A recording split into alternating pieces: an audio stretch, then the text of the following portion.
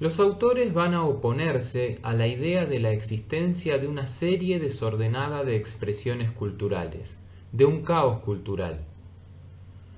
Por el contrario, esto es algo que, afirman, se desmienten los hechos. Es por ello que van a sostener que las películas, la radio, las publicaciones periódicas, las cuales pueden extenderse también a las exposiciones industriales y a la arquitectura urbana, antes que una serie desordenada de manifestaciones culturales, constituyen un sistema en manos de quienes detentan el dominio económico en la sociedad, los monopolios del acero, del petróleo, la electricidad y la química. Ahora bien, ¿a qué se refieren con sistema?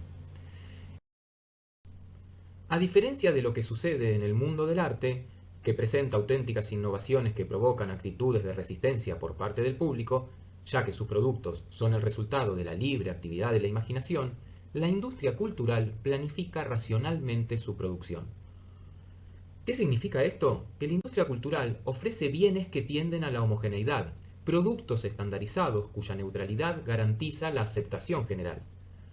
De esta manera, los productos adquieren un carácter estándar que en un comienzo surge de las necesidades de los consumidores y asegura, por parte de estos, su aceptación, pero luego se manipulan estas necesidades para consolidar la unidad del sistema. Esto quiere decir que los comportamientos del público son el resultado de la planificación racional del sistema. De esta manera, para todos hay algo previsto a fin de que nadie pueda escapar.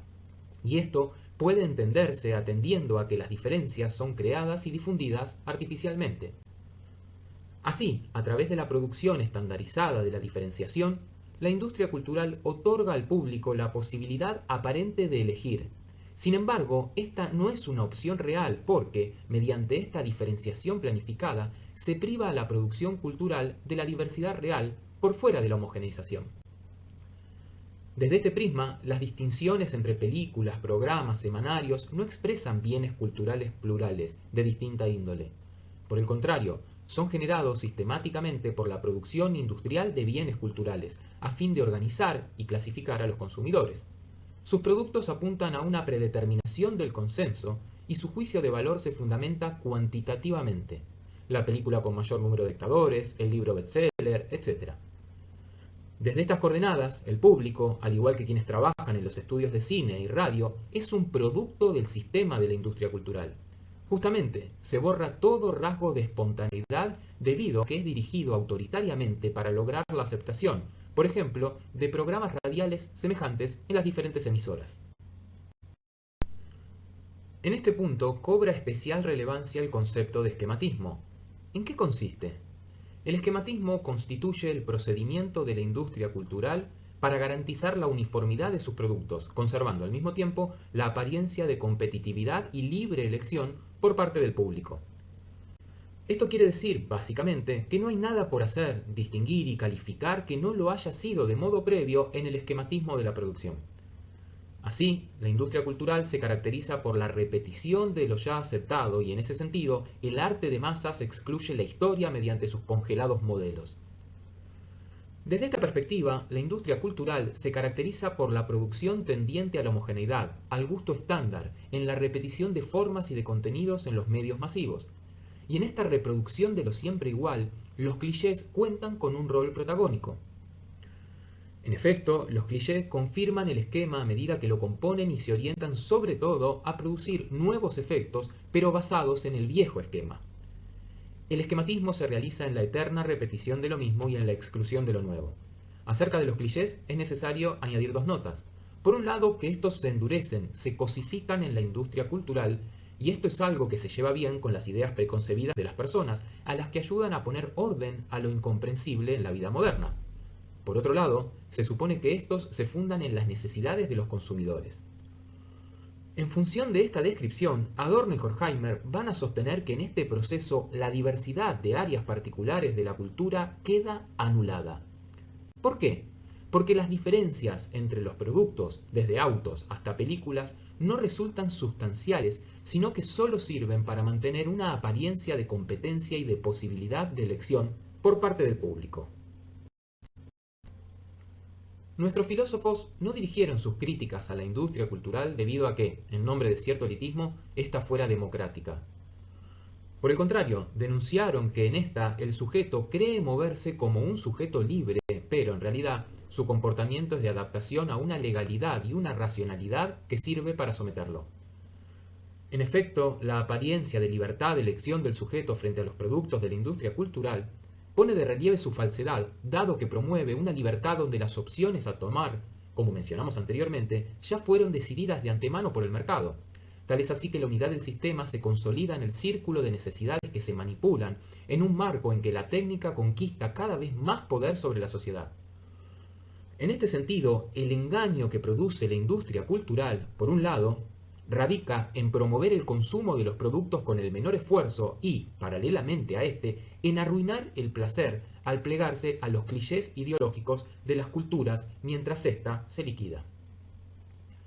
Ciertamente, con el advenimiento de la industria cultural se produce una profundización del rol de la cultura abocada a la contención de los impulsos, sean estos revolucionarios o proclives a la barbarie. Al convertirse en un producto industrial, prepara para tolerar la vida despiadada, produce la conformidad con una sociedad profundamente injusta.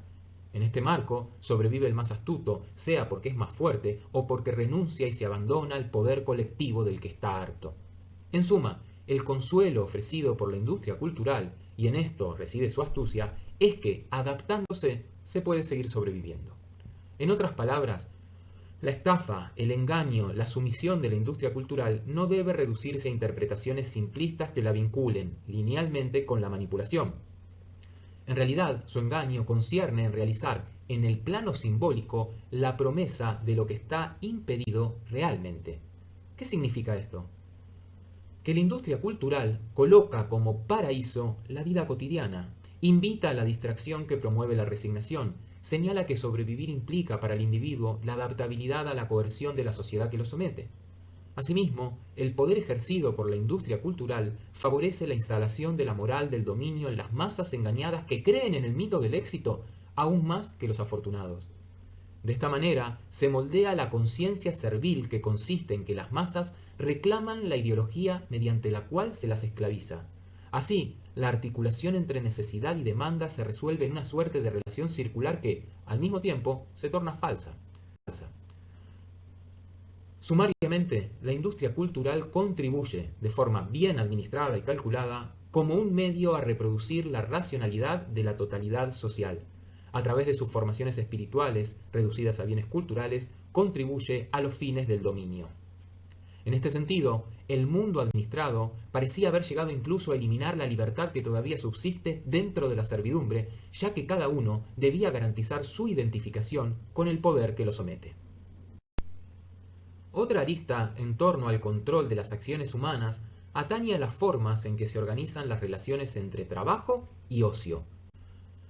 Nuestros filósofos van a sostener que estos, a pesar de su aparente oposición, son semejantes, puesto que se inscriben bajo la misma racionalidad.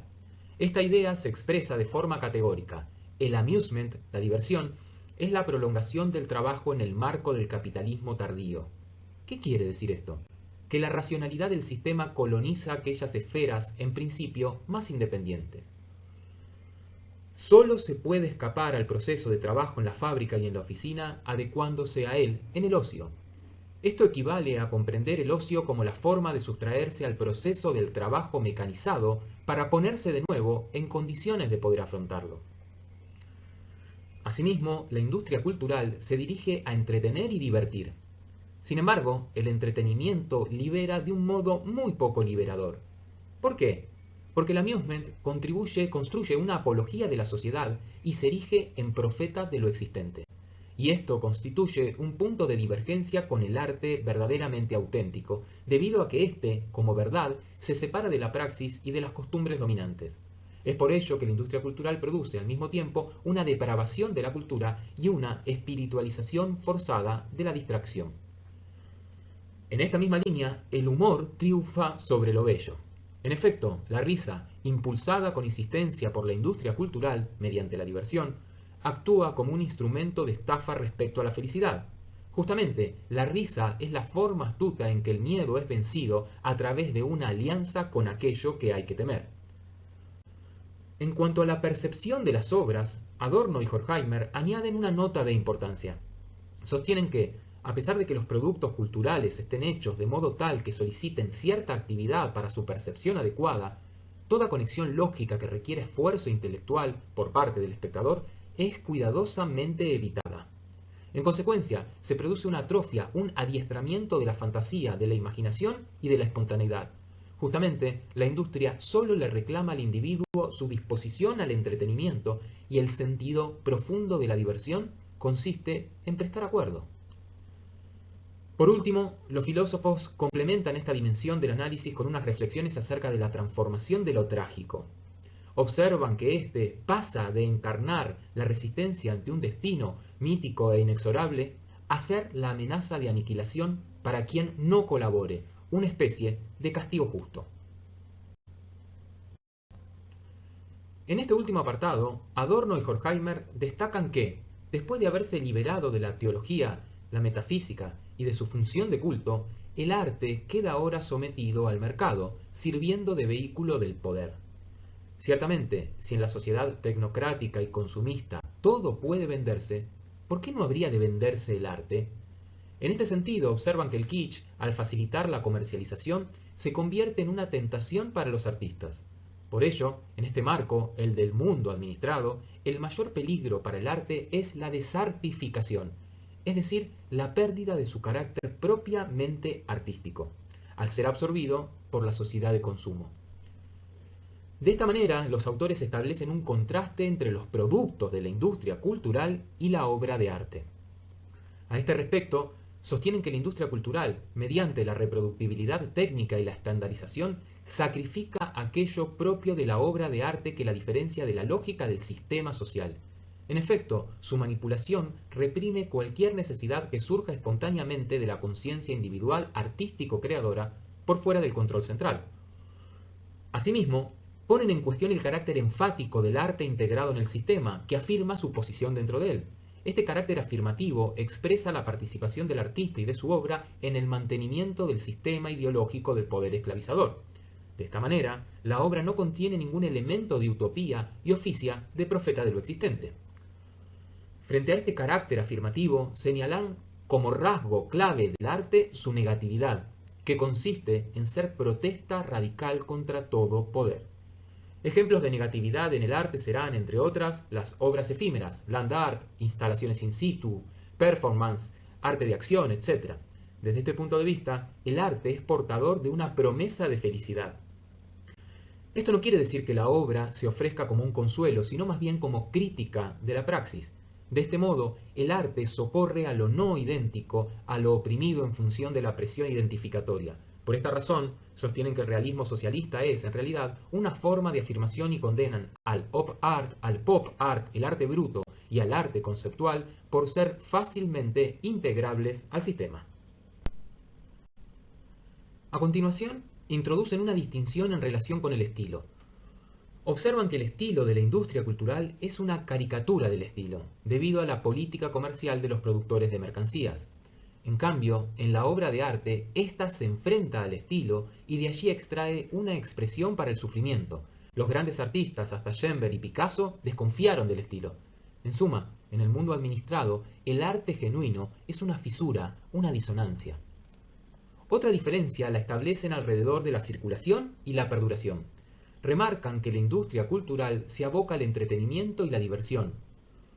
Por ello, destacan la importancia del arte efímero en cuanto intento por desembarazarse de la noción idealista y reaccionaria de perduración. En rigor, la perduración de la obra sería reaccionaria en tanto responde a las necesidades burguesas de aumento y enriquecimiento patrimonial. En oposición a esta, la obra efímera, desaparecida la materia artística, no caería en las redes del consumismo. A pesar de ello, los hechos demuestran que aún el arte efímero resulta atrapado. Tal es así que, si la obra no se vende porque ha desaparecido, sí se podrá vender su fotografía, su boceto o el diseño sacralizado con la firma del autor. Sobre este último punto introducen una cuestión paradojal en relación con la producción en serie y la distribución masiva que caracterizan a la industria cultural concebida como entretenimiento de masas. Esta consiste en que, si se recurren a los medios técnicos reproductivos, aun cuando no se concrete la distribución masiva del producto cultural, este queda encerrado en el ámbito técnico-industrial y no podría ser considerado arte por carecer completamente de autonomía con respecto a la lógica del sistema social imperante. En este sentido, las obras artísticas que son adoptadas por la industria cultural lo hacen al precio de sumirse en la reificación y poniéndole fin a su capacidad de extrañamiento. Por este motivo, la ineficiencia de las obras de arte en la actualidad, al menos de aquellas que no se dejan instrumentalizar como propaganda, reside en que, para oponerse al omnipresente sistema de comunicación reinante, tienen que renunciar a unos medios de comunicación que son los que podrían llevarlas hasta el público. Finalmente, los autores consideran que la industria cultural ofrece a las necesidades estéticas una estafa. ¿Por qué? Porque la industria cultural no sublima, sino que reprime y sofoca. En efecto, la industria cultural ofrece a la conciencia cosificada una sustitución del placer sensual que no tiene, pero en realidad lo que le da es una vida ascética. En cambio, el verdadero arte se diferencia de la industria en que la obra de arte pretende romper la eterna alternancia entre necesidad y satisfacción, pero no corromperse ofreciendo satisfacciones trucadas a necesidades que realmente quedan sin satisfacer.